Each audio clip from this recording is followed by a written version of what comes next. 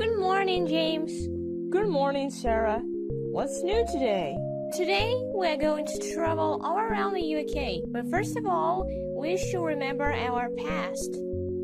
First of all, we should remember that England became an unified state in the 10th century. And since the Age of Discovery, which began during the 15th century, has had a significant cultural and legal impact on the wider world, and railroads is widely recognized as the national flower of England.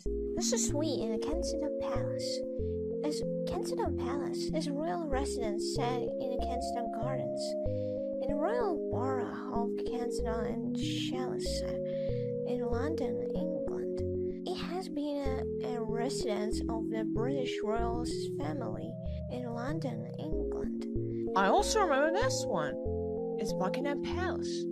I remember when you said that it's the London's residence and administrative headquarters of the monarchy of the United Kingdom.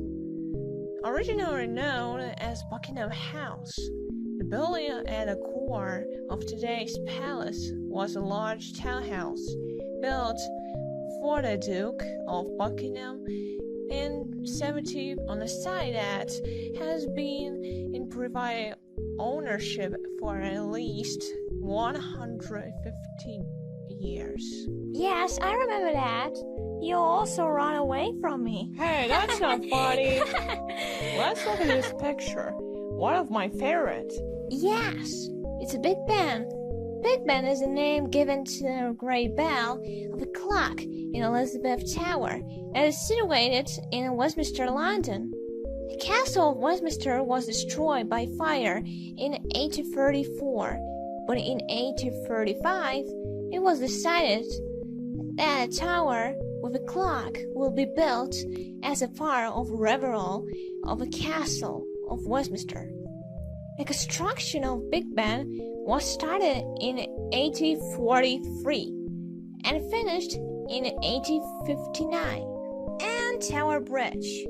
Tower Bridge is a combined bascule and suspension bridge in London, and it was built between 1886 and 1894. The bridge crossed the River Thames close to the Tower of London, and it has become an iconic symbol of London. And that's it? Don't worry, we have another adventure today. We are going to explore all around the UK. Since we explored the capital city of England, we are going to explore something else. For example, Scotland. That's right. Let's go. So what is Scotland? I have never been this place before, but I will tell you some facts about this part of the UK. Scotland is located in northwest Europe and is part of Great Britain. Former of Kingdom of Scotland until 1963, is today one of the 4 constituent nations which form the United Kingdom. It occupies the northern third of the island of Great Britain. And that's all what I have said. Oh, I'm sleepy. Good night, Sarah. Good night, brother. Who are you? I'm Arisha, and welcome to Scotland. Nice to meet you. I'm James Ladden, and this is my sister Sarah. We both are exploring around the UK. That's great. I'm a Scottish girl who likes geography. Please, Miss Arisha, tell us about Scotland, please. Sure. We are now in a capital city called Edinburgh, that has a medieval town and an elegant Georgian town with gardens and neoclassical buildings. The festival is the emblem of the Scottish nation. The bricky-leaved pink or purple flowered Scotch festival is, along with tartan, perhaps the most identifiable symbol of all things Scottish. Thank you for the information. But why unicorn is here? Because unicorns are an official animal of Scotland. Let's go! I'm in Scotland. Yes, you are. If you don't know me, then I'm James' friend, Arisha. Oh, good morning, Arisha. Now, where are we? We are in the palace of Holyrood House. Is the official residence of the monarchy in Scotland? Yes, it is. It was founded as a monastery in 1828 at the end of the Royal Mile, and the Palace of Holyrood House has a close association with the history of Scotland. Today, a palace is a close focus for national celebrations and events in Scotland, most notably the Queen's Holyrood Weeks, which usually runs from the end of June to the beginning of July every year.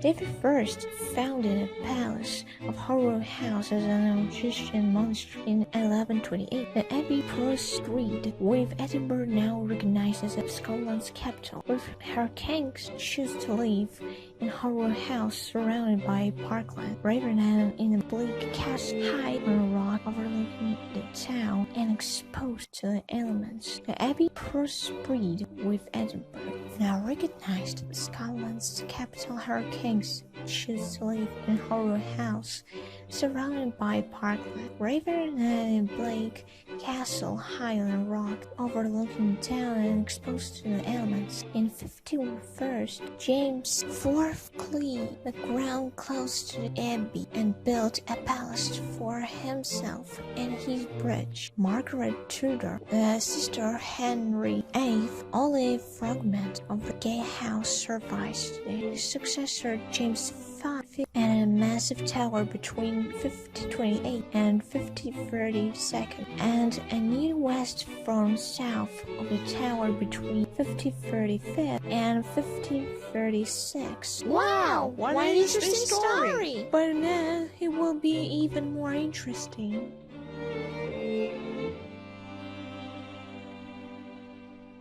And now we are at the Loch Ness Lake, lying in the Highland Council area, Scotland. Loch Ness is known as the home of Loch Ness Monster, a cryptic, reportedly a large unknown animal. It is similar to other supposed like monsters in Scotland and elsewhere. 5. Its description varies from one account to the next. Popular interest and belief in an animal's existence have varied since it was first brought to the world's attention in 1933. Wow! But what about instruments? Scottish people are playing our bagpipe. Let me try.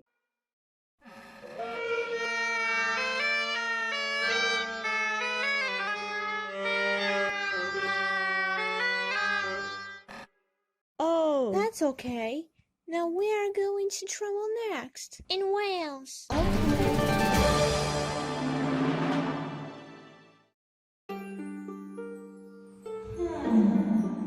Interesting place. what is this place? I think it's Wales. That's right, it's Cymru in a Welsh language. I will tell you about my country more if you want. Also, my name is Carwin. Sure, I'm James, this is my sister Sara, and our new friend Alyssa. Okay, now listen to me. Wales is a part of the United Kingdom and the island of Great Britain, bordered by England to its east, the Irish Sea to its north and west, and the Bristol Channel to its north. The official languages of Wales are Welsh and English. The original national emblem of Wales was the Leek Llanheunen. Over the years, this was often confused with a very similar Welsh word, Llanheunen, which means daffodils.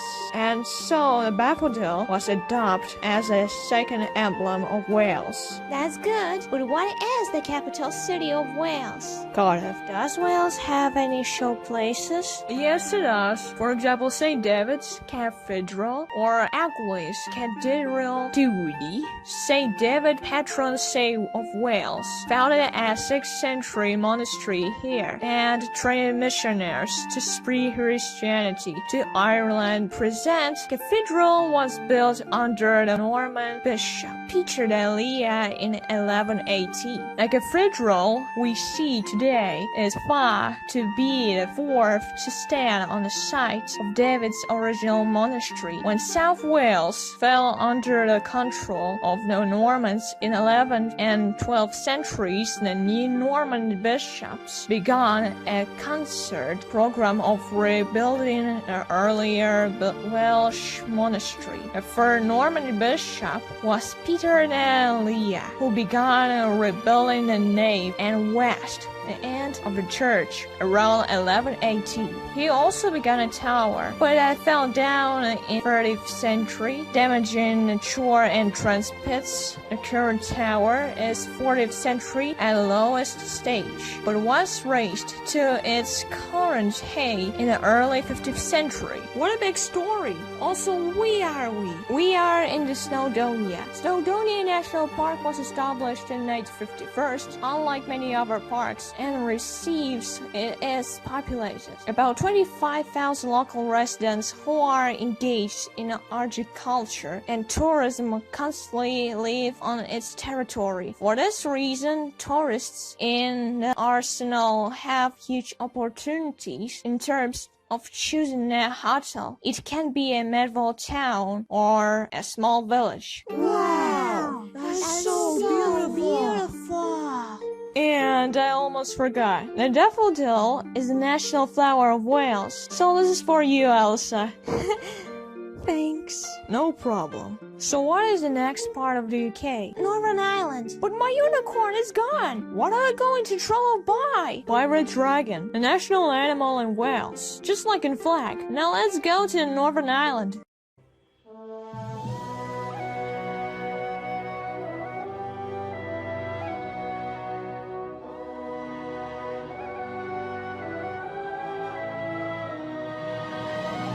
This is the most beautiful place in the UK. I am agree. Look at the flag. This is the flag of the Northern Ireland. It also has a legend about Red Hand of Ulster. Why are you talking about Red Hand of Ulster if you are going to talk about flag of Northern Ireland? Also, how did you know that? Well, I have been this place before and that's why I know it. Anyway, I'm talking about Red Hand of Ulster because this flag has a history and legend. The hand is either derived from the O'Neill dynasty, once the most prominent Irish clan in Ulster, or the Dextra Day of early Christian iconography. The Red Hand is rooted in Gaelic culture and although its origin and meaning is unknown, it is believed to date back to pagan times. The Red Hand is first documented in surviving records in the 30th century, where it was used by the Hiberno-Norman de Burgh Earls of Ulster. It was Walter de Burgh who became first Earl of Ulster in 2043, who combined the de Burgh cross with the Red Hand to create a flag that represented the earldom of Ulster and later became the modern flag of Ulster. You still tell us about Red Hand. James, stop arguing with me, please. It is the real legend of this flag. Okay. Look at the castle. This castle called Belfast from as early as the 12th century, built by the Normans who came as conquerors. The original castle was located in what is today the city center. In 1611, a new castle was erected to replace the obsolete Norman construction. The new one was built of stone and timber and belonged to Baron Chichester. But this castle too was lost. The only reminder is roads like Castle Street. Belfast remained without a castle until the 19th century. In 1863, a third Marquis of Donegal, a descendant and heir of the Chichester family, decided to build a castle in the present location, which eventually became the current Belfast Castle. Oh, I see. I wonder where is... James! Where have you been? I have been. What is this place? The Provide Royal Belfast Botanical Gardens opened in 1828. It opened to the public on Sundays prior to 1895, after which it became a public when it was appreciated by the Belfast Corporation for the Belfast Botanical and Horticulture Association. The present owner of the gardens is the Belfast City Council, a popular and trendy street from Shaftesbury Square called Botanic Avenue leads straight into the side entrance of the park via the back of the Queen's University. This one looks good. And do not run from us anymore. But Alice is rude. Sorry, James. It's okay. But what about history in Northern Ireland? Too easy. In 1851, the whole of the island became part of the United Kingdom with the adoption of the name the United Kingdom of Great Britain and Ireland. After years of civil war, Ireland became a republic in 1921. At this time, Britain negotiated with Ireland to keep the 6 counties in the northeast of Ireland. The 6 counties now make up what is known as Northern Ireland. The southern part of the island is the Republic of Ireland. In 1927, the current name of the UK, the United Kingdom of Great Britain and Northern Ireland, was adopted. What about facts? Irish people speak English, but Irish school children are still taught Irish, which is a Gaelic language. Northern Ireland is part of the United Kingdom, but it makes its own laws. The Parliament buildings of the Northern Irish government in Belfast are called Stormont. Official animal in Northern Ireland is centaur. This is interesting, but I think it's time to go home. You are right. We are travel a lot. And we are exhausted right now. Agree. Let's go home. Even my dragon is gone. I'm not surprised, because we have centaur. But before that, let's take a picture from all over the UK.